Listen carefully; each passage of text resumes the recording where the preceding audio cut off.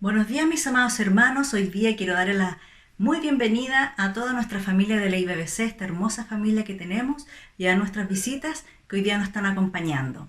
Y quiero dar un saludo muy especial a todas mis hermanas amadas y aprovecho de esta oportunidad de darle las gracias a nuestro Señor porque como Ministerio de Mujeres hemos podido seguir con nuestras reuniones mensuales y también hemos tenido la oportunidad de tener 2 reuniones de acción de gracias y de oración, donde hemos intercedido las unas por las otras y hemos podido agradecer al Señor y escuchar las acciones de gracia de nuestras hermanas. Ha sido un lindo tiempo. También hemos ido en oración por aquellos hermanos que hoy día están enfermos, que han tenido necesidades y aquellos hermanos y hermanas que están desanimados. Así que le damos gracias al Señor por este tiempo de poder ir juntas a la presencia del Señor. Y quiero animar a todos mis hermanos, desde el más pequeñito al más anciano, al más adulto, a seguir perseverando en el Señor, a fortalecer nuestra fe a la luz de la palabra, en oración,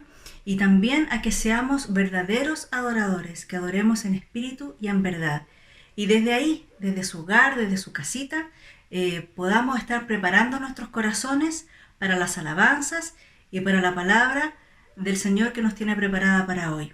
Y quiero compartir con ustedes el Salmo 145, versículos del 1 al 3, que dice así: Te exaltaré, mi Dios, mi Rey, y bendeciré tu nombre eternamente y para siempre.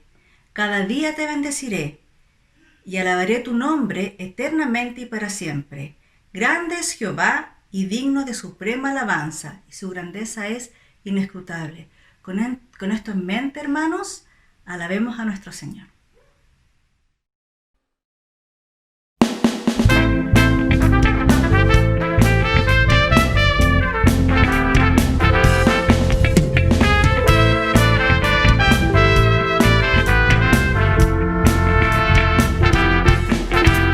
No debes temer ni retroceder.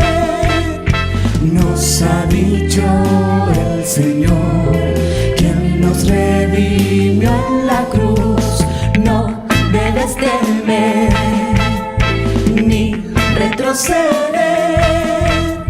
Nos ha dicho el Señor, quien nos redimió en la cruz, para ser más que vencedores.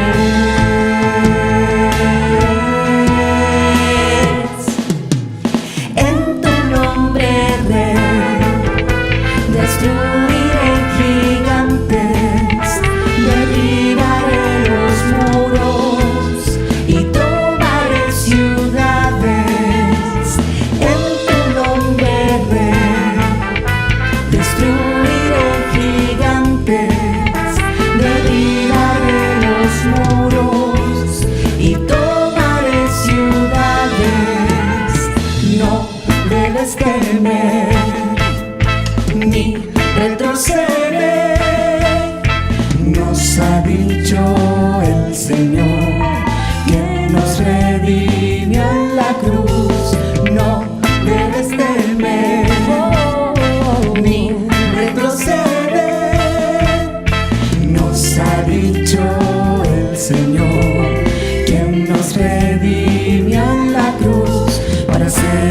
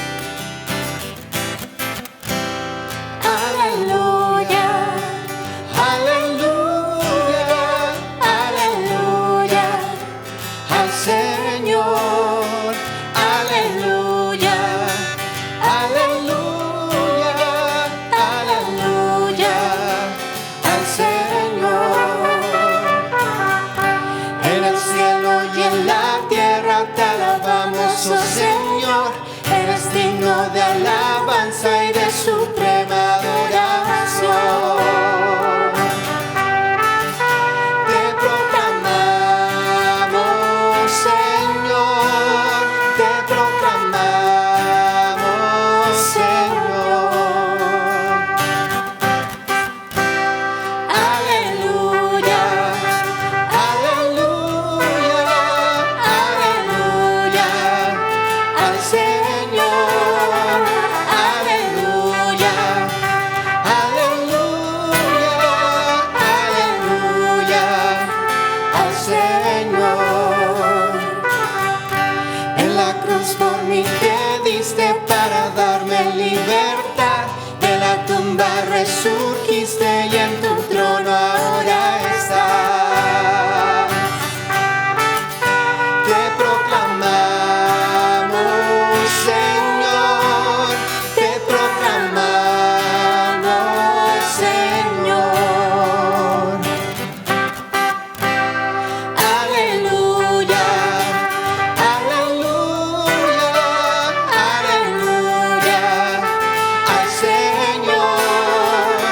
Aleluya, aleluya, aleluya al Señor.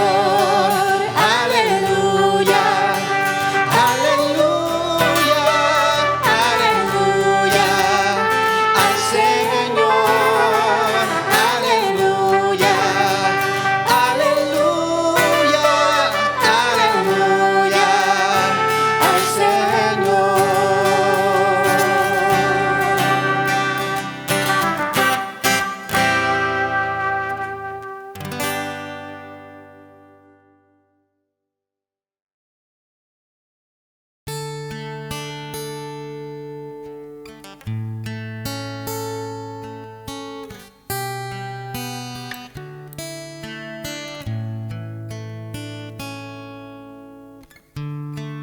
Cuando nadie está y me siento en paz, vengo frente a ti.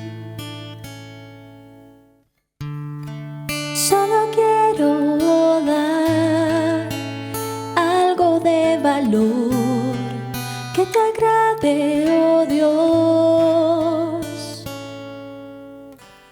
Te doy más que una canción, porque solo el cantar no es lo que esperas de mí.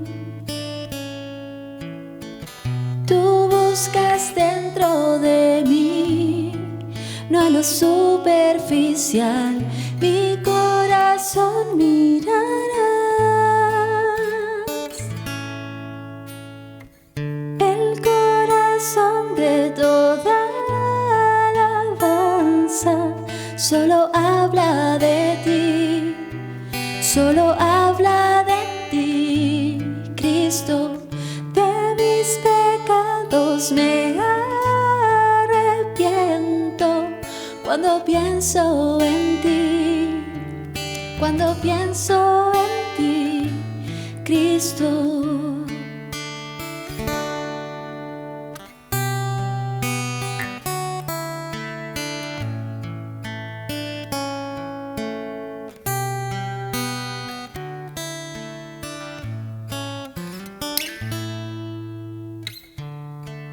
Eterno amor, Dios, tu santidad no puedo expresar.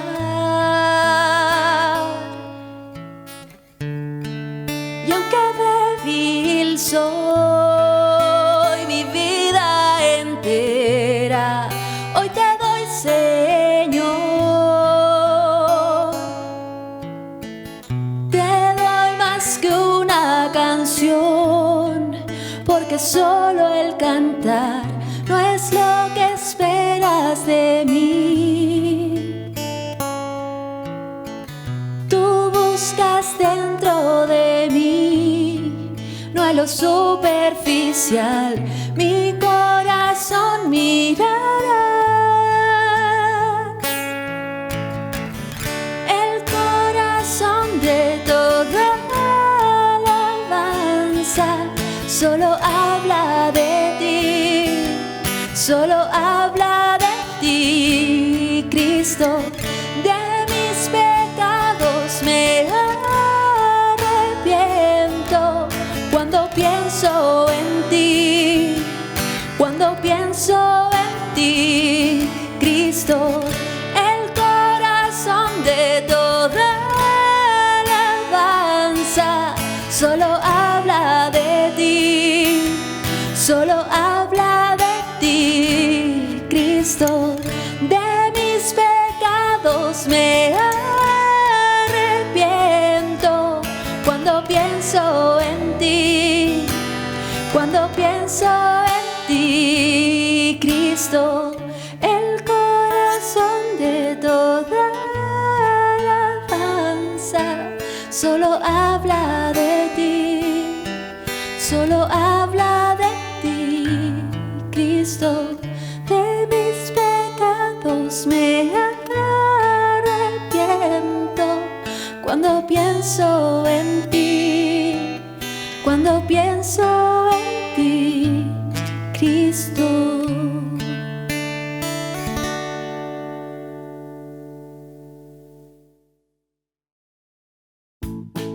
Hola niños y niñas de la IBBC.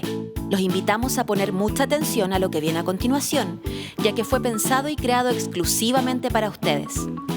Y padres, les recordamos que en nuestro Instagram y página web encontrarán material exclusivo para sus hijos. No se lo pierdan.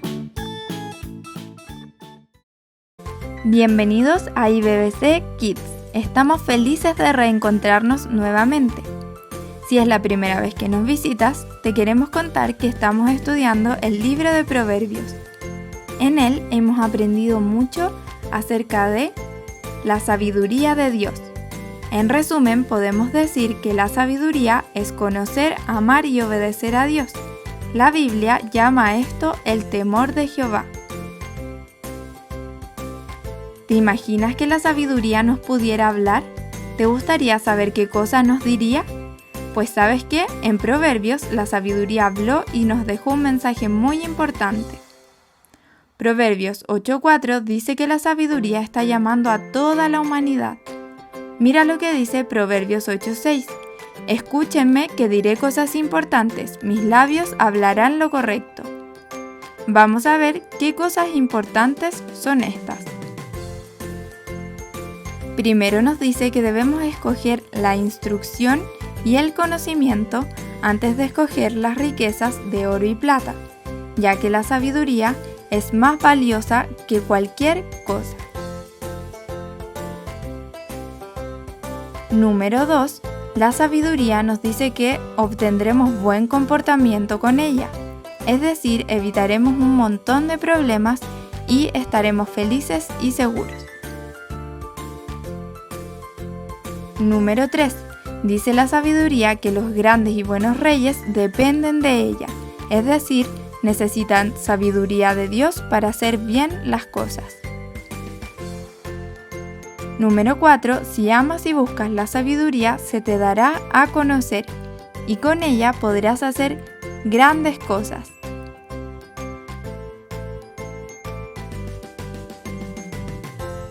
Número 5. La sabiduría nos dice que es más antigua que el planeta, ya que con sabiduría Dios creó los cielos y la tierra. Por eso Proverbios 8 nos invita a escuchar a la sabiduría. Ella nos invita a andar por sus caminos, los cuales son buenos y nos harán bien. Te invitamos a aprender Proverbios 8:35. En verdad quien me encuentra halla la vida y recibe el favor del Señor. Te invitamos a buscar la sabiduría, pídela a Dios en oración. De esta manera podremos conocer, amar y obedecer a Dios. Hasta la próxima. Buenos días, queridos hermanos. Es un gozo poder saludarles en esta mañana. Con mi esposa le mandamos un abrazo grande a cada uno de ustedes de nuestro hogar. Es un gozo poder saludarles a través de estas tecnologías. Como bien saben, nuestra iglesia no ha parado de funcionar. Siguen los ministerios semana a semana funcionando. Es por eso también que todo lo referente a los ingresos de nuestra iglesia En este tiempo de emergencia todo se ha hecho de manera virtual, de manera electrónica. En pantalla en estos momentos se están proyectando los códigos de ofrenda, de diezmo.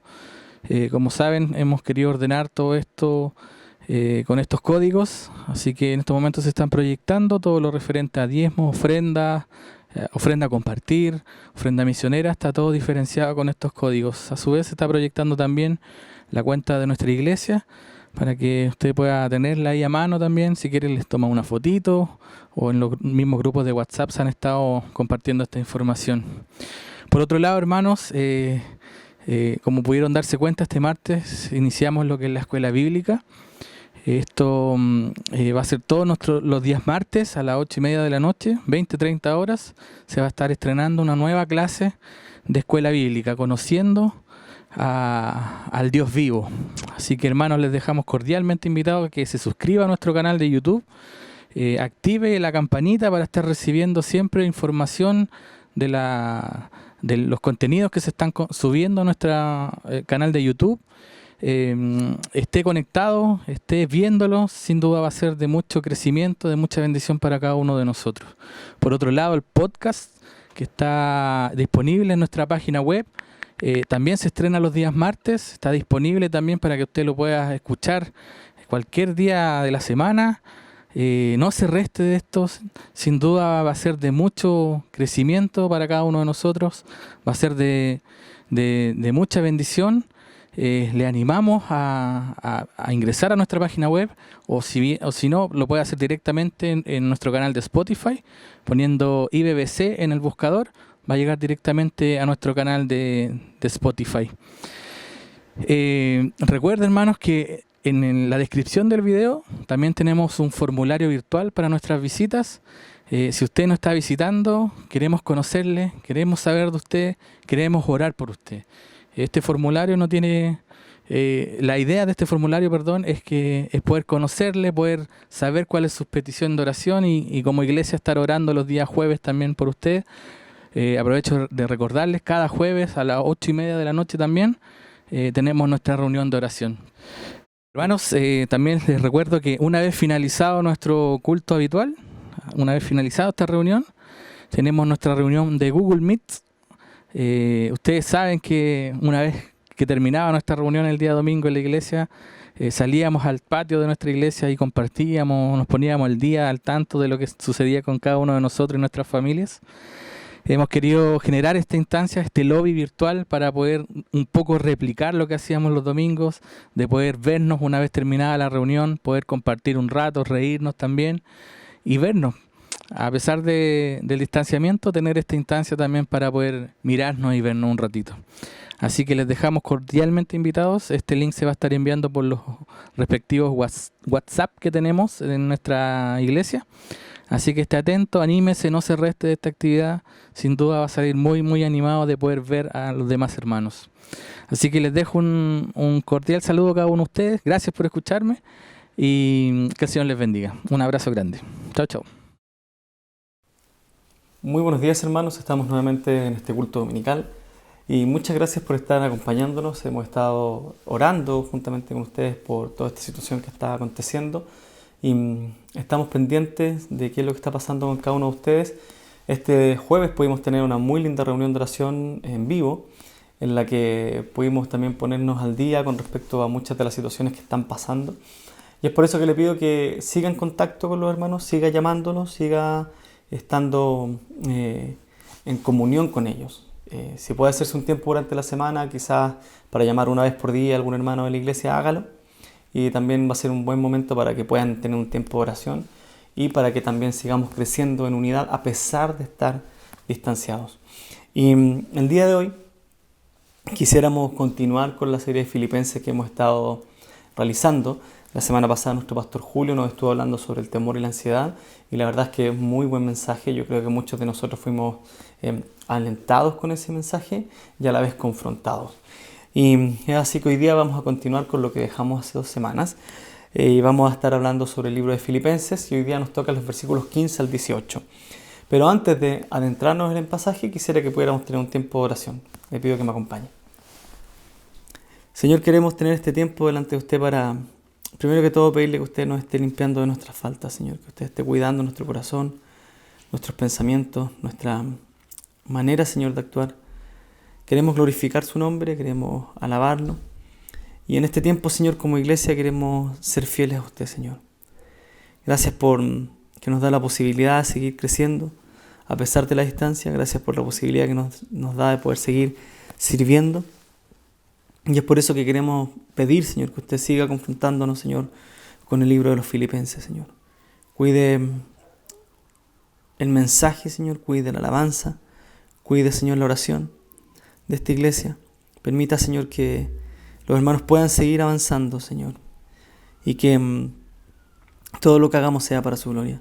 Señor, pedimos por todo lo que está sucediendo alrededor del mundo, Señor, no tan solo por la pandemia, sino también por el conflicto que surge hoy en día de forma muy candente, Señor, en Estados Unidos. Pedirle que usted ayude, Señor, a las autoridades a poder dirigir de buena forma todo lo que está pasando. Pedimos también por Perú, Señor, sabemos que están viviendo una situación muy compleja con el virus. También Brasil. Pedimos, Señor, por nuestros hermanos, Señor, que están allá. Pedimos por nuestros hermanos en Colombia, por Anita, por Gustavo. Pedimos también por Vicente, en las Camelias, con Bárbara. Siga usted guiándoles, sígale bendiciendo para que ellos puedan seguir avanzando en la predicación del reino de Dios, Señor. Cuídenos, Señor, a nosotros acá en Cordillera y a los hermanos que nos están mirando. Desde afuera también usted siga cuidándoles, Señor. Si hay alguno que nos mira y que no tiene iglesia, rogamos, Señor, para que ellos puedan congregarse, para que puedan encontrar una iglesia, Señor, que pueda ser fiel a su palabra y que ellos puedan servir en ese lugar. Gracias por todo y dejamos este tiempo en sus manos, en Cristo Jesús. Amén. Hermanos, una de las cosas que estuvimos viendo la semana antepasada con respecto al libro de los Filipenses fue cómo es que Pablo continúa dando su informe desde la prisión. Él está en Roma encarcelado y está dando un informe a los filipenses, ya que Epafrodito fue enviado desde Filipos para saber la condición en la que se encontraba Pablo. Además de eso, para llevarle una ofrenda. Sin embargo, fue en este momento que pensamos que Epafrodito le contó a Pablo sobre el conflicto que está surgiendo en la iglesia de los Filipos, y específicamente este problema tiene que ver con una falta de unidad que estaba surgiendo en la iglesia. ¿Qué va a suceder? Que Pablo lo que va a hacer es reafirmar el afecto que tiene por los filipenses con el fin de mostrarles que aún en sus prisiones ellos pueden mantenerse unidos a Pablo. Y si él, estando preso, puede mantener el gozo en el Señor gracias al Evangelio, ellos estando en libertad pueden también hacerlo. Así que Pablo se va a colocar como ejemplo para mostrarles que el Evangelio de Cristo es la única forma en la que ellos pueden mantenerse unidos. De igual manera, lo que va a hacer es mostrarles cómo es que, a pesar de las prisiones, el Evangelio sigue progresando. Y cómo es que ellos, a pesar de la distancia, fueron parte esencial para el progreso del Evangelio. Vimos también que es por esta razón que Pablo alude también a la elección. Alude y hablamos sobre cómo es que esta doctrina de la elección y la segunda venida de Cristo fueron pilares fundamentales para la iglesia del primer siglo. ¿Por qué? Porque hablaba sobre la soberanía de Dios. Manifestaba la soberanía de Dios sobre su pueblo y sobre la historia. Y al igual que nosotros, hoy en día como iglesia, 2000 años después, la doctrina de la elección y de la segunda venida de Cristo siguen siendo pilar fundamental. Porque entendemos que este Dios que nos eligió y que planificó desde antes de la fundación del mundo todas las cosas, no ha perdido el control de nada. Y que ese Dios que nos escogió va a terminar la obra juntamente con la segunda venida de nuestro Señor Jesucristo. Así que, ¿qué sucedía? Que la soberanía de Dios llega a ser parte fundamental de la iglesia en tiempos de crisis.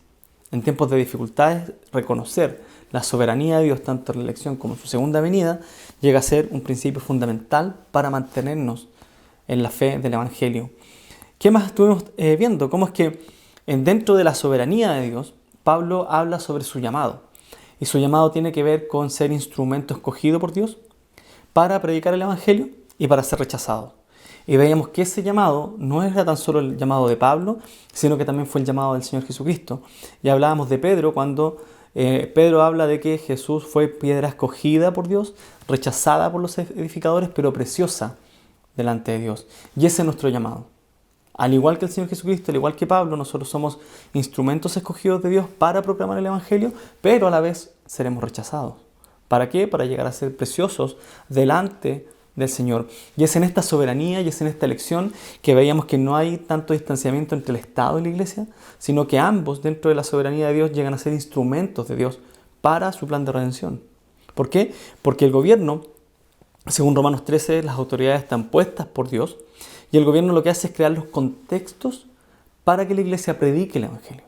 Y muchas veces vamos a tener contextos que nos van a facilitar la predicación del Evangelio, con gobernantes que son más cercanos a Dios, pero muchas veces vamos a tener contextos más hostiles, donde el Evangelio va a ser suprimido, donde no se va a permitir predicar de forma libre. Sin embargo, la Iglesia puede continuar avanzando. Y hablábamos de cómo es que la Iglesia en el Nuevo Testamento, en este nuevo pacto, pasa de una estrategia defensiva como en el Antiguo Testamento, en que las naciones se iban al templo, a una estrategia más ofensiva, donde ahora la Iglesia lleva el mensaje a las naciones. Y es por eso que nosotros tenemos la Gran Comisión. Entonces todo esto era un poquito lo que estábamos conversando hace 2 semanas atrás. Y cómo es que Pablo nos muestra todo esto con sus prisiones. Es decir, yo estoy preso, sin embargo la palabra del Señor sigue progresando. Y el Evangelio sigue progresando. Es por eso que hoy día vamos a hablar sobre el progreso del Evangelio, pero en la segunda parte. Ahora, vamos a estar nosotros en el versículo 15 hasta el 18. Pero, si Dios nos da vida, más adelante continuaremos con el versículo 19 en adelante. Y lo que va a hacer Pablo hoy es hablar sobre su esperanza en el Evangelio. Y es ahí donde Pablo nos da este famoso versículo en el capítulo 1, versículo 21, que dice: pues para mí el vivir es Cristo y el morir es ganancia. Entonces, entre su informe de la prisión y el conflicto que vamos a ver hoy día, se encuentra la esperanza del Señor. Así que hoy día vamos a estar entre el informe y la esperanza. ¿Y qué es lo que está sucediendo entre medio con estos versículos? Y lo que va a hacer Pablo en esta porción es presentarnos un pequeño conflicto que surge con su llegada a Roma. Cuando Pablo llega a Roma, surgió un conflicto específicamente con los predicadores que ya estaban en esa zona. Debemos recordar que en Roma ya había una iglesia antes de la llegada de Pablo. Y como Pablo no era un predicador poco conocido ya a esta altura de su ministerio, entonces surgió un pequeño conflicto entre los predicadores. Y no en el Evangelio mismo, sino en la intención de por qué predicaban el Evangelio. Así que vamos a hablar un poquito sobre este conflicto, porque la verdad es que el conflicto que Pablo nos va a presentar no es algo nuevo, no es algo muy lejano a nuestro contexto, es más, es algo mucho más cercano de lo que pensamos. Así que este conflicto en realidad nos va a mostrar 2 cosas. Primero, que seguimos siendo pecadores. Aunque fuimos ya salvos, seguimos en este cuerpo pecador. Nuestra mente aún no ha sido regenerada por completo, nuestro espíritu aún no tiene un cuerpo glorificado, entonces seguimos teniendo pecado. Y por otro lado es que Dios se especializa en tomar a pecadores y hacerlos instrumentos para su gloria. Y este ejemplo es el de Pablo y es el suyo, y es el de los filipenses.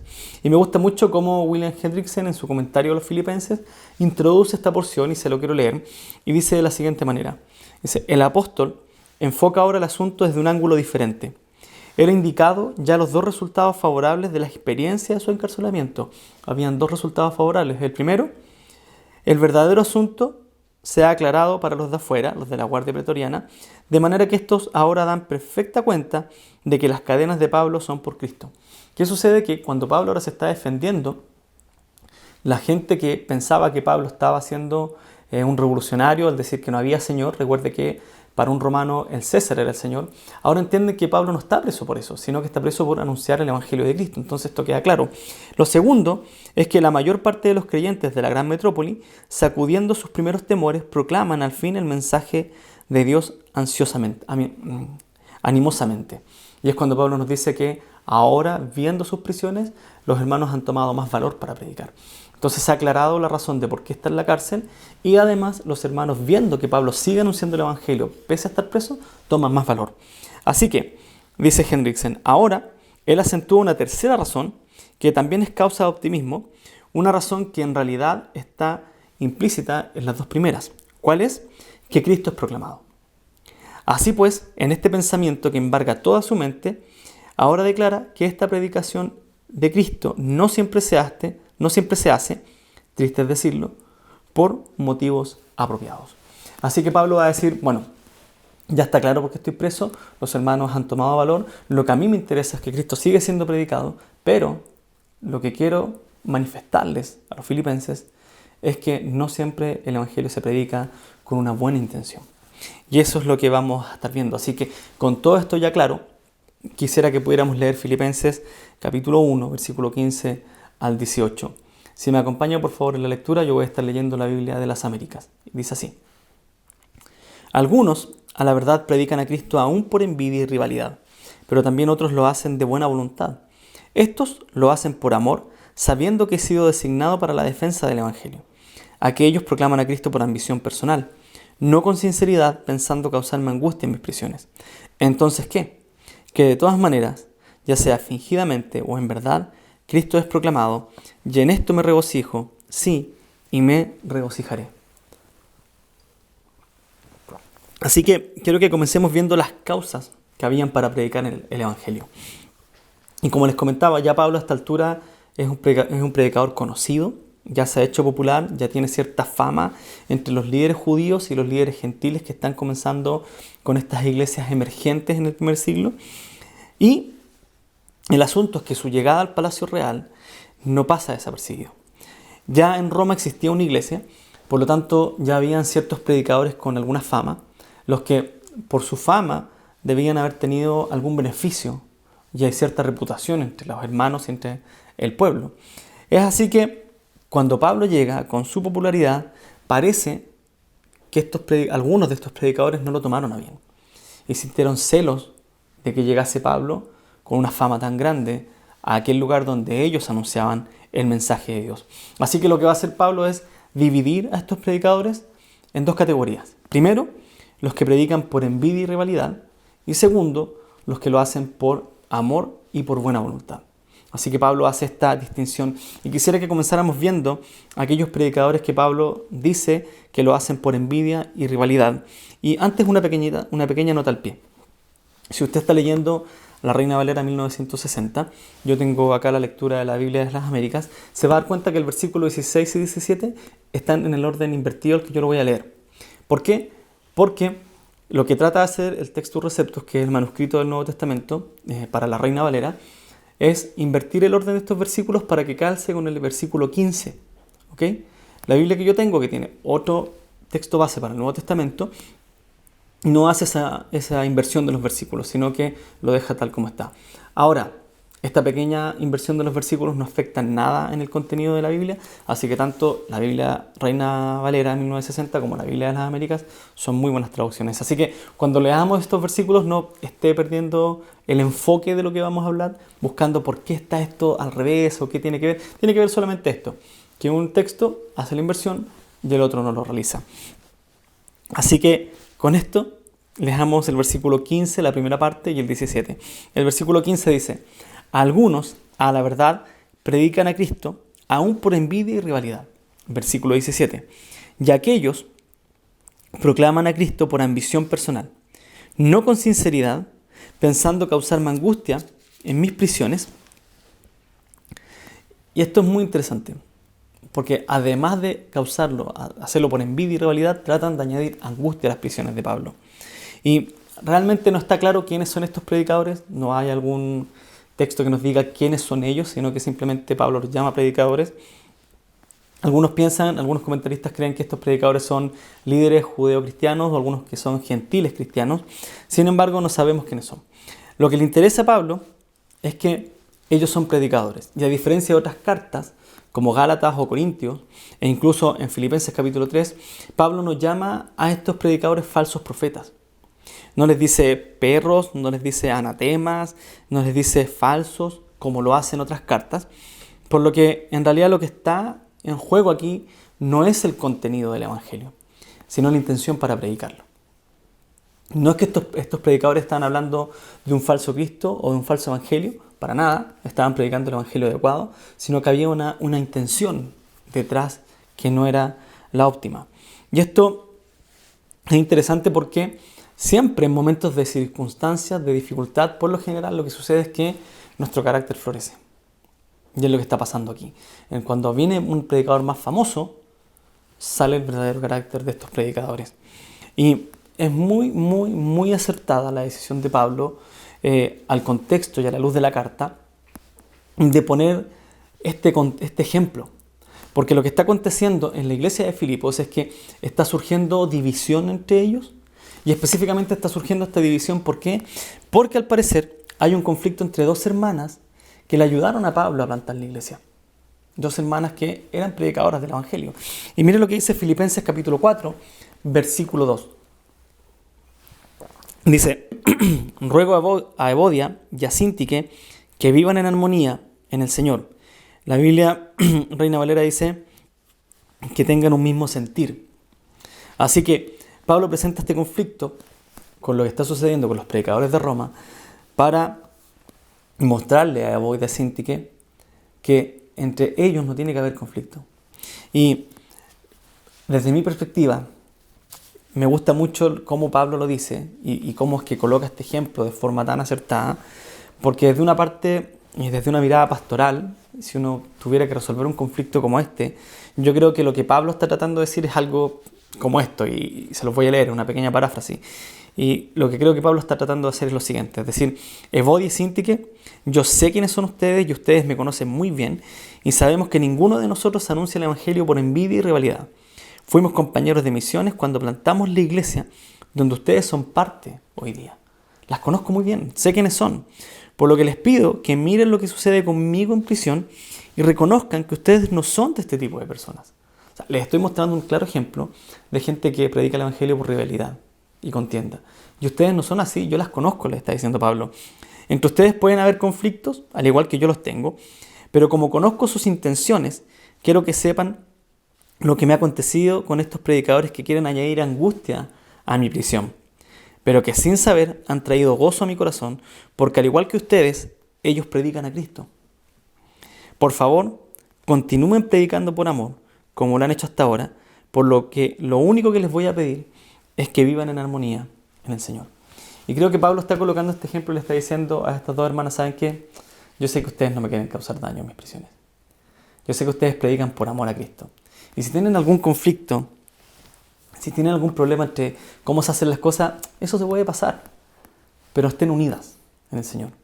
No permitan que un conflicto personal divida la iglesia. Y yo no creo que ellas quieran añadir dificultades a Pablo, por ningún caso. Pueden pensar de distintas maneras, pero sí tienen que vivir en armonía. Así que Pablo les da este mensaje y esta recomendación. El problema con estos predicadores, ¿cuál es? A los que Pablo se refiere, son los celos. El problema de ellos era los celos. Ellos estaban envidiosos de Pablo, y por eso es que lo llevan a tener rivalidad con él. Y creo que aquí tenemos que hacer un stop y realizarnos la siguiente pregunta. Porque este tema de los celos es un poquito más... se esconde muy bien, la verdad. El tema de los celos se esconde muy bien. Y quisiera que nos hiciéramos esta pregunta. Y es, ¿alguna vez has sentido celos por algún hermano o hermana porque él realiza una labor en la iglesia que usted no está realizando? ¿Has sentido celos alguna vez por eso? Se ha dicho, ¿por qué él está haciendo esto y yo no? ¿O alguna vez has sentido celos por un hermano o una hermana que parece que su servicio, su predicación es mucho mejor que la suya o parece ser mejor que la suya? No sé. ¿Alguna vez has sentido ese celo de decir, bueno, yo lo hubiese hecho mejor, o por qué no estoy yo? Porque yo creo que podría haber dicho cosas más relevantes. Y creo que tenemos que ser sinceros. Yo recuerdo que cuando me convertí, cerca de los 20 años, 19 años, ya no recuerdo bien, comencé a estudiar mucho la Biblia con una persona que me enseñaba bastante, un hermano. Y cuando empecé a aprender, mi ansiedad, mi deseo de querer predicar el Evangelio, ya a los 3 meses ya sabía que tenía un llamado pastoral, no lo quería asumir, pasaron 3 años hasta que lo asumí. Sin embargo, sentía celos cuando otro lo hacía. Y yo decía, ¿por qué no puedo predicar yo si yo también conozco la Biblia? ¿Por qué no puedo estar yo dando un estudio bíblico si yo también conozco? Y realmente yo pensaba, no son malas intenciones, lo que quiero hacer es dar un mensaje de exhortación a la iglesia. Sin embargo, ese celo se escondía muy bien detrás de una actitud piadosa. Ese celo estaba muy recubierto por el hecho de decir quiero ayudar a que la iglesia crezca, pero dentro de mi corazón realmente lo que había eran celos. Yo quiero hacer esto, Yo lo quiero hacer, no otro. Yo puedo hacerlo mejor. La verdad es que hoy, 15 años después de esta conversión, la cosa cambia. Hoy día me gusta mucho escuchar a otros predicadores, escucho bastantes. Dentro de la iglesia, ustedes lo saben, yo soy fan absoluto de Matías y de Edison. Me encanta cómo Matías enseña con su pedagogía, sus buenas palabras, su ejemplo, su movimiento de manos acertado, cosa que yo no puedo hacer. Edison tiene un pensamiento muy, muy profundo de la palabra del Señor y soy muy fan de ellos como lo hacen. Gonzalo es muy acertado, Gonzalo Faúndez con sus palabras, es muy certero. Claudio es pastor por donde uno lo mire. Me encanta ver al Esteban cuando se para a predicar y comienza con la camisa impuesta y se emociona y habla y termina con un lado la camisa para allá. Siempre estoy citando al hermano Pepe en un sermón que le escuché hace mucho tiempo que me dejó marcado. Y realmente hay muchos en la iglesia que me gusta verlos predicar.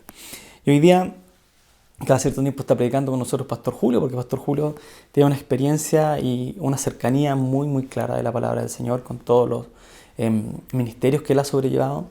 Entonces, realmente hoy día ya la cosa cambia. Hoy día ya la cosa cambia. Disfruto escuchando a otro predicar. Cuando llegaba un año de convertido, me daba celos. Y hoy día quisiera que muchas veces estuviera otro dando el mensaje, porque yo también quiero escuchar y alimentarme. No digo que no me alimento cuando preparo el mensaje, pero sí hay muchas cosas que desde otra perspectiva uno las puede entender mejor. Y realmente creo que Pablo, cuando le habla a Timoteo, en capítulo 3, versículo 6, y le dice, no un neófito, hablando de quién tiene que ser el pastor, no un neófito, no sea que envaneciéndose caiga en la condenación del diablo. Creo que se refiere a esto. No es que sea un neófito tan solo en el conocimiento de la palabra, sino que no sea un recién convertido. Alguien que va a hacer la predicación del Evangelio con una actitud no adecuada. No voy a decir que no va a predicar bien, lo puede hacer, puede tener conocimiento, pero su objetivo no es proclamarlo por amor, sino para hacerse notar. Para decir, sí, miren cómo lo hago. Y ese pequeño deseo de querer ser visto se oculta muy bien tras una buena predicación. Se oculta muy, muy bien. Entonces, creo que Pablo a eso se refiere. Y realmente esa fue la condenación de Satanás, querer colocarse en el lugar de Dios, querer posicionarse como Dios y decir, denme la gloria a mí, no a él. Ese fue el problema con Adán. Ese fue el problema con los hermanos de José, que entregaron a su hermano por envidia. Por envidia, dice la Biblia, que los fariseos entregaron a Jesucristo a la cruz. Entonces, este tema de la envidia se esconde muy bien en nuestros corazones. Y yo creo que ese es el problema que nosotros tenemos muchas veces con aceptar que Dios merece toda la gloria, o con aceptar, por ejemplo, la doctrina de la elección o de la soberanía de Dios, porque siempre decimos, bueno, ¿por qué yo no puedo hacer un poquito para salvarme? ¿Por qué Dios tiene que hacer todo? ¿Por qué Dios tiene que llevarse toda la gloria? ¿Y por qué no puedo llevarme un poquito yo? Porque aún tenemos una mente pecadora. No hemos sido glorificados, no logramos entender. Entonces creo que Pablo es muy, muy clarito cuando dice no un neófito. Y creo que este es el problema con estos predicadores. Dentro de su corazón querían ser vistos. Y su objetivo era proclamar de buena manera el Evangelio para recibir honra y para recibir gloria. Y el Señor Jesucristo dijo, si usted ayuna y pone cara triste, ya recibió su recompensa. Y Pablo nos dice, no un neófito, para que no caiga en la condenación del diablo. Al final, en el Evangelio no hay lugar para este tipo de cosas. No queda lugar. Y yo sé que siempre los predicadores nos dicen, tenga cuidado cuando le dicen, qué buen mensaje, qué bien lo hizo.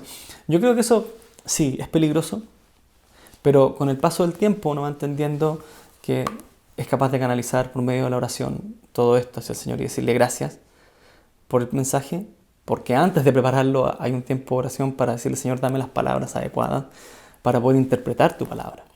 Entonces, creo que esto va con el tiempo, va avanzando. Y creo que todo este asunto se va marcando en que el Señor se va formando en nosotros. Y me gusta mucho cómo lo dice el comentario de la Biblia Popular. Y quisiera leerle este fragmento. Dice de la siguiente manera: qué triste es cuando los celos y las envidias envenenan las relaciones que existen entre los creyentes que trabajan juntos para la causa del Señor. Y es la causa del Señor, no es nuestra causa, es la causa del Señor. Dice, los celos profesionales pueden existir entre los trabajadores llamados a servir en la iglesia por sus habilidades diferentes. O sea, puede existir, decir, no, yo lo hago mejor que otro, o yo soy mejor pastor que el otro. Esto puede existir. Los celos mezquinos y las rivalidades sin importancia pueden surgir entre los miembros de la iglesia, de modo que están listos para criticar y trabajar por el Señor y su iglesia en la tierra en el espíritu de envidia y conflicto. Es decir, vamos a trabajar juntos, vamos a servir y tú vas a mostrar que yo lo hago mejor. ¿Para qué? Para que pongan los ojos en mí y yo esté a cargo de un ministerio. O la próxima vez me llamen a mí. No estamos muy dispuestos a admitir que esos motivos egoístas surgen de nuestro corazón, pero sabemos que es verdad. Por esto debemos estar alertas en el corazón contra ese espíritu.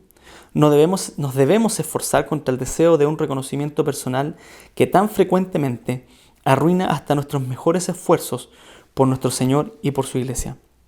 Al mismo tiempo, pidamos diariamente a nuestro Señor que nos otorgue un corazón puro, que nos capacite para servirlo a Él y a su iglesia en la tierra de un espíritu de amor auténtico y de buena voluntad. Y esto me gusta.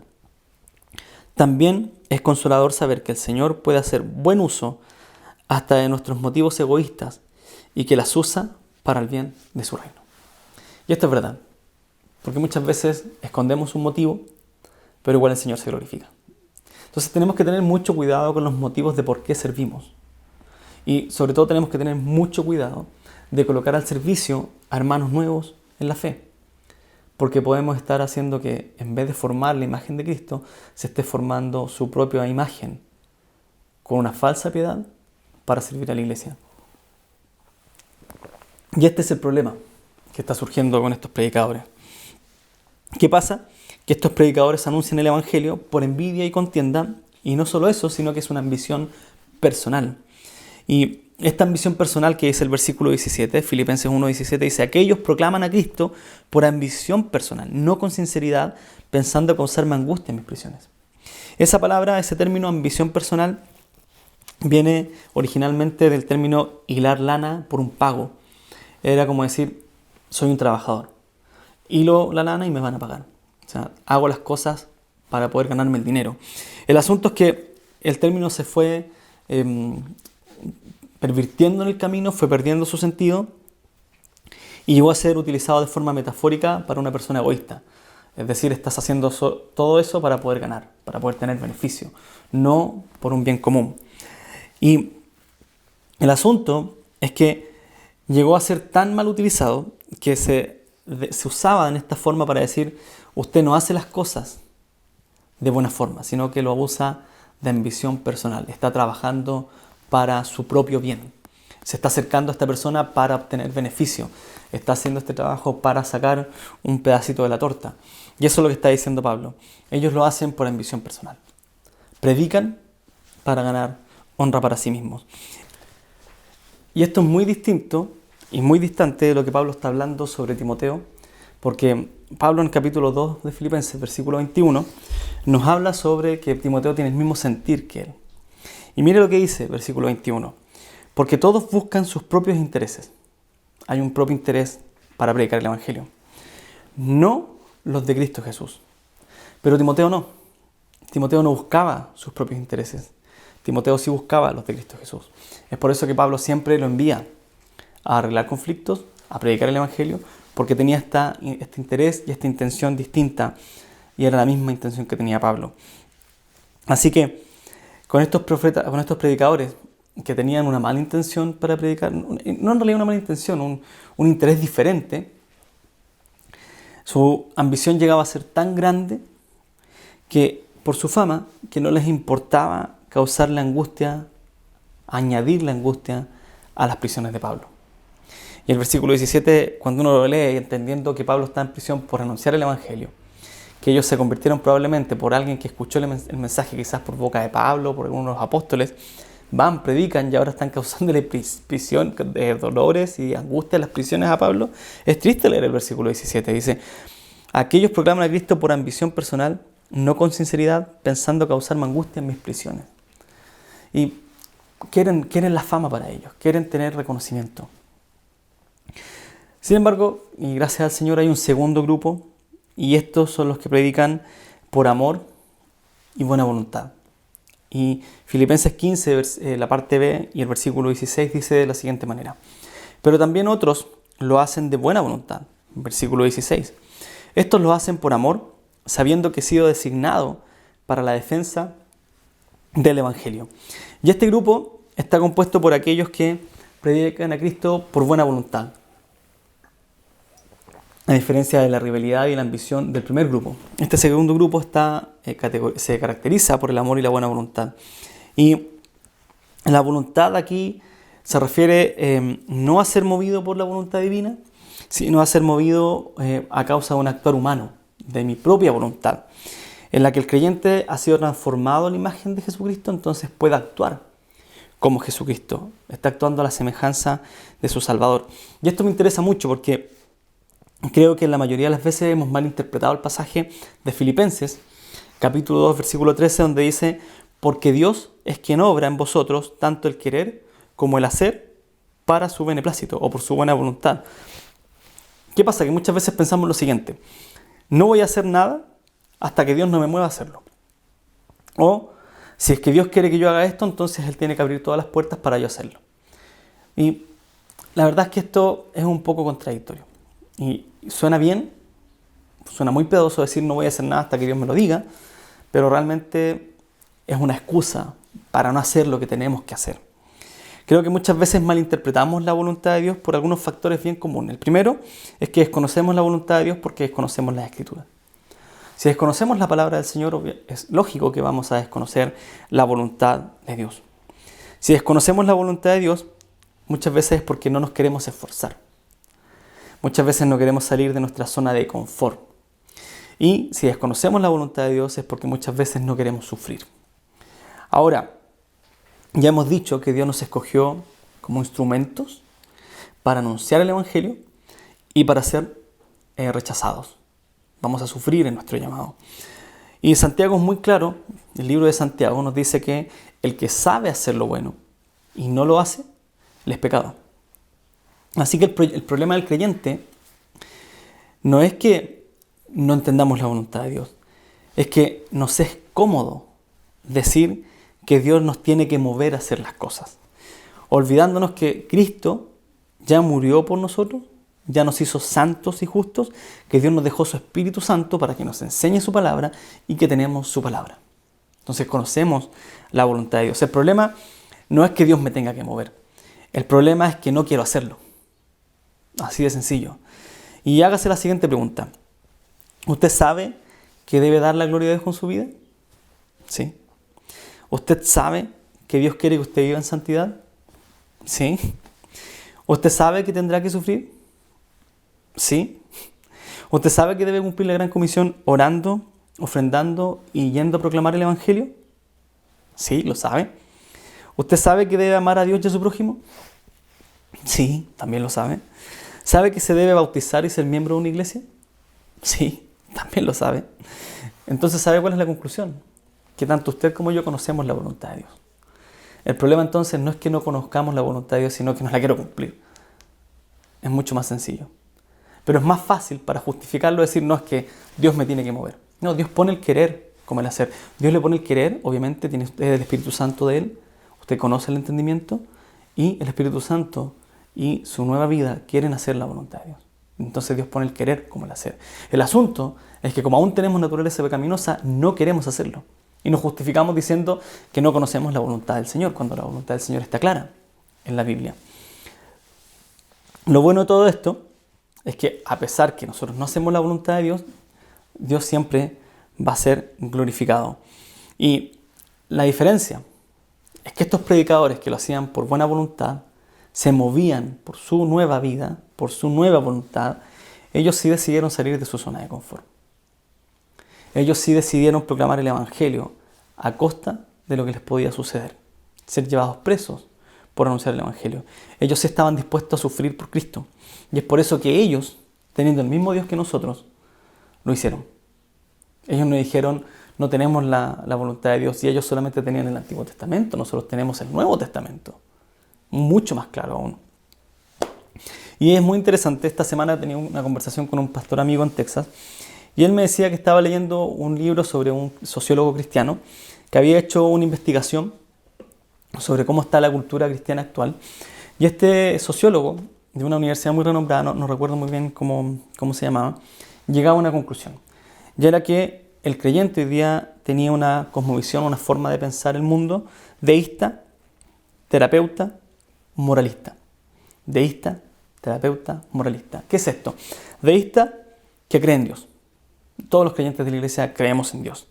Pero no tenemos en cuenta quién es Dios. Se nos olvida que Dios es un Dios santo. Que la santidad de Dios nadie la puede ver. O sea, la santidad de Dios literalmente es letal para nuestra vida. A Moisés se le dijo que no se acercara a esa gloria. Nadie la podía ver, esa santidad. La Biblia es muy clara cuando nos dice que el pecado nos acerca a esa santidad. En el Antiguo Testamento, en el templo y en el tabernáculo, podía entrar una vez al año el sacerdote al templo, a la gloria de Dios, y si se acercaba a este Dios santo con pecado, moría. Inmediatamente. Porque la santidad de Dios es letal para el pecado. Lo destruye. Y nosotros tenemos, gracias a Dios, que Él tomó nuestro pecado y toda esa ira del Señor recae sobre Él en la cruz, es que ahora soy santo. Y ahora comparto, Dios compartió conmigo su santidad, entonces ahora puedo vivir de forma santa. Pero se nos olvidó esto. Entonces solamente creemos en un Dios. Creemos que a Dios lo hemos domesticado. Que Dios tiene que hacer lo que yo quiero cuando yo quiero. Se nos olvida que Dios por gracia nos permite estar delante de su presencia. ¿Y por qué somos una sociedad de iglesia deísta terapeuta? Porque este Dios domesticado, que no le interesa si nosotros vivimos una vida santa o no, tiene que hacer lo que yo le digo. Si tengo un problema, voy a la Biblia y Él me lo resuelve. Si tengo un conflicto, hago una oración y Él me tiene que resolver la vida. ¿Por qué? Porque es el Dios que me cumple mis deseos. Él me salvó y ahora tiene que hacer todo lo que yo le digo. Y además de eso, somos una sociedad deísta, terapeuta, moralista, porque no nos interesa vivir en santidad, sino que nos interesa tener un buen comportamiento social. Hemos confundido lo moral con la santidad. Y lo moral tiene que ver netamente con un comportamiento adecuado dentro de las normas sociales. Y nosotros no nos regimos por las normas sociales. Nuestra ética se basa en la ética del reino, que obviamente nos permite vivir de buena forma socialmente, porque reflejamos el carácter de Dios. Así que nuestro gran problema, y creo que nuestro gran problema de todo esto es porque no entendemos la Biblia. Y creo que nuestro gran problema no es que no podamos entender la Biblia. Tenemos el Espíritu Santo, sabemos leer y tenemos la Biblia. Yo creo que el gran problema es que la leemos de forma errónea. Y nos acercamos a la Biblia para que ella nos solucione los problemas. Pensamos que la Biblia es una aspirina, que si yo tengo un conflicto voy a ir a ella y me tiene que dar la solución. Y si no la encuentro, entonces no entiendo la Biblia está mal. Porque si tengo un problema me tiene que solucionar los problemas. Y yo digo, mi oración por lo general va dirigida a eso, es decir, Señor, por favor, dame un buen trabajo, dame un mejor trabajo, permíteme comprar la casa, por favor, permíteme tener y salir de los sufrimientos, ayúdame a cambiar a mi esposo o a mi esposa, etc. La pregunta es, ¿qué dice Dios con respecto a todo esto? Dios no nos ofrece un mejor trabajo. Bíblicamente Dios lo que hace es que nos exige trabajar de buena forma. Y si aún nuestros jefes son pecadores y nos acosan, nos exige trabajar de mejor manera para ser testimonios de un buen creyente. Dios no me está diciendo le voy a cambiar de jefe, le voy a cambiar de trabajo. Me está diciendo, en ese lugar entonces usted tiene que ser luz. Va a sufrir, pero va a ser luz. Dios no nos está diciendo que nos va a dar la mejor casa. Dios lo que nos promete es que vamos a tener techo, ropa y alimento. Y eso es lo que nos promete. Así de simple. Dios no nos promete terminar con el sufrimiento. Es más, Dios nos prometió y Jesús dijo que íbamos a ser bienaventurados cuando nos persiguieran y sufriéramos por su causa. Así que Dios no nos promete cambiar a nuestro cónyuge. Dios nos dice, hombre, ámela, mujer, respételo. Y si usted es creyente y él no, con sus actos muéstrele quién es Dios, para que así pueda tener un testimonio y el Evangelio le sea predicado. Entonces nosotros hemos cambiado todo esto. ¿Por qué? Porque hemos cambiado la soberanía de Dios al pensar en un Dios domesticado. Así que la verdad es que Dios no es un consejero cósmico. Dios no es un Dios que nos está solucionando los problemas. Dios es un Dios santo.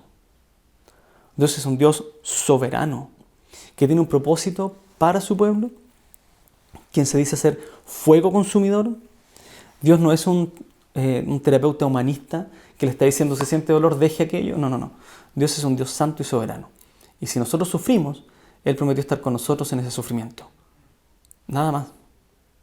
Hemos cambiado la perspectiva.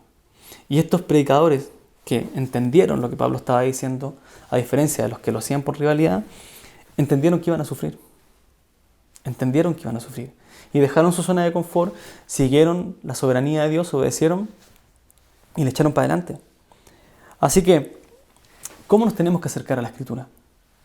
Para conocer el carácter de Dios. ¿Quién es Dios? Omnipotente, santo, y por eso es que estamos haciendo los martes esta serie sobre los atributos de Dios. ¿Para qué más? Para conocer sus propósitos, para conocer cuál es su relación con la creación y con el pueblo de Dios, y para saber entonces cómo podemos vivir de forma santa para darle gloria a un Dios santo. Todo esto, entonces, es decir, ¿sabe qué? Estos predicadores se abandonaron su zona de confort para predicar a pesar de las circunstancias hostiles que vivían. Y cuando nosotros leemos esto en Filipenses, no es para que digamos qué lindo que era la iglesia en el primer siglo o qué linda era la iglesia en los tiempos de Pablo, sino es para decir a aquellos que tenían al mismo Dios que 2000 años después nosotros tenemos, nos está pidiendo que hagamos lo mismo. Salir de nuestra zona de confort para predicar el Evangelio a pesar de que las circunstancias sean hostiles. Así que ellos servían por buena voluntad. Una voluntad que emanaba de un corazón regenerado, que emanaba de un creyente maduro, de un creyente que no era un neófito, de un creyente que comenzaba a formar la imagen de Cristo en él. Y el versículo 16 dice, esto lo hacen por amor, sabiendo que he sido designado para la defensa del Evangelio. Y esta es la gran conclusión. ¿Por qué ellos podían hacer esto? A diferencia del primer grupo, porque ellos podían predicar de buena voluntad, porque lo hacían por amor. Simplemente lo hacían por amor. ¿Por amor a quién? A Pablo, al Evangelio y a Dios. La verdad es que sin amor, el mensaje del Evangelio pierde todo sentido. Sin amor, nuestra fe pierde todo sentido. Sin amor, el Evangelio no tiene valor. Sin amor, realmente, si predicamos sin amor, nos convertimos en unos predicadores hipócritas. Y recuerde que Jesucristo dijo que toda la ley se resumía en 2 mandamientos. Amar a Dios y amar al prójimo. Entonces, todo lo que tiene que ver con nuestra vida cristiana se basa en esto, amar. ¿Cuál es la gran conclusión de este pasaje? Filipenses 1:18. Entonces, ¿qué? Que de todas maneras, ya sea fingidamente o en verdad, Cristo es proclamado, y en esto me regocijo y me regocijaré. Y aquí está la grandeza de un creyente maduro. Aquí está la grandeza de Pablo. Acá podemos ver por qué Pablo llegó a ser el gran apóstol y por qué llegó a ser conocido de esta manera. Porque a Dios no le interesa lo que pase. O sea, a Pablo no le interesa lo que pase con él. A Pablo no le interesa lo que pase con él y cómo y qué es lo que digan de él. Pablo no está diciendo, es que no iban donde el Señor y le decían, mire, es que este hermano habló mal de mí. O ¿sabe qué? No, ¿sabe que a Pablo no le interesaba eso? A Pablo lo que le interesaba era que se predicara a Cristo. Y él dice, entonces, ¿qué? Que de todas maneras, ya sea fingidamente o en verdad, Cristo es proclamado. Y ese era el gran deseo de Pablo. Y creo que es lo que él quiere que nosotros hagamos. No fijarnos en detalles como pasaba con Eboide y Síntique, que usted quiere hacer esto, lo quiere hacer de esta manera, o quiere poner el templo de esta manera, o quiere poner la silla así. O cuando predicas mueves las manos de esta manera. ¿Sabe qué? Eso da lo mismo. Las formas realmente no son importantes cuando el mensaje es tan relevante. Y nosotros muchas veces hacemos de un mensaje irrelevante, relevante. ¿Como qué cosas? Como que tenemos que predicar de esta postura, tenemos que predicar de esta manera. Y hacemos el mensaje que realmente es relevante, la salvación por fe, lo volvemos completamente irrelevante. El problema de esto es que si nos fijamos en las formas, podemos hacer que la generación que viene vea que estamos perdiendo el tiempo en formas y tome la relevancia del mensaje como un mensaje irrelevante. Y va a decir, ¿para qué voy a ser creyente? ¿Para qué voy a ir a la iglesia si pasan peleando? Es que uno quiere tocar la guitarra de esta forma y el otro quiere lavar así y el otro, y no llegan a ningún acuerdo. Mejor me voy a otro lugar. Y estamos haciendo que la relevancia del Evangelio se pierda por nuestras mañas. Y a Pablo eso no le importa. Lo que está diciendo, ya sea por buena voluntad, por mala voluntad, porque hablen mal de mí o por lo que hagan, lo que me interesa es que Cristo es proclamado. Y en eso me regocijo. Y eso yo creo que es lo que Pablo quiere para nosotros. ¿Sabe qué? Nuestra gran labor como iglesia no es tener el mejor templo, no es hacer la mejor transmisión online, no es tener al mejor predicador o no es tener al mejor grupo de alabanza. No, lejos estamos de eso realmente. Pero ¿sabe qué?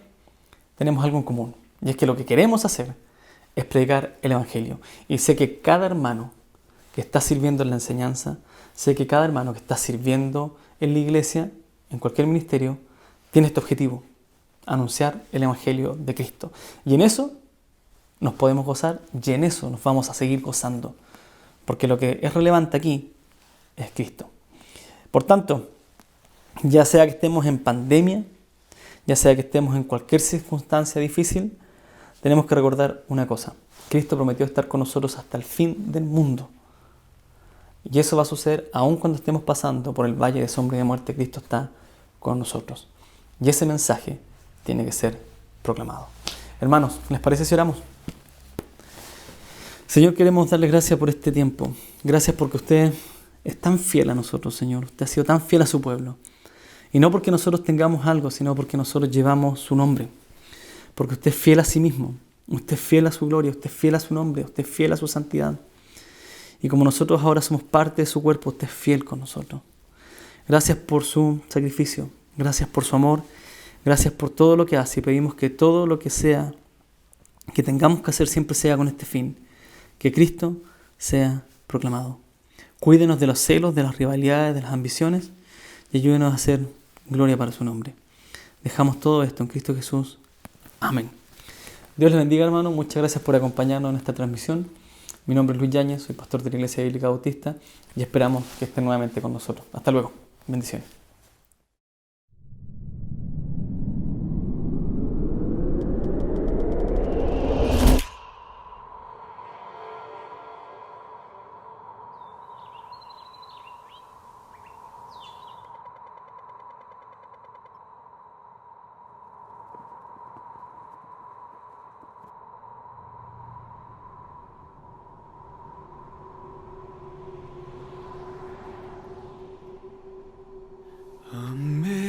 Amazing grace, how sweet the sound. 我最意的赦免。Fui ciego, mas hoy miro yo. Perdutor salvo soy.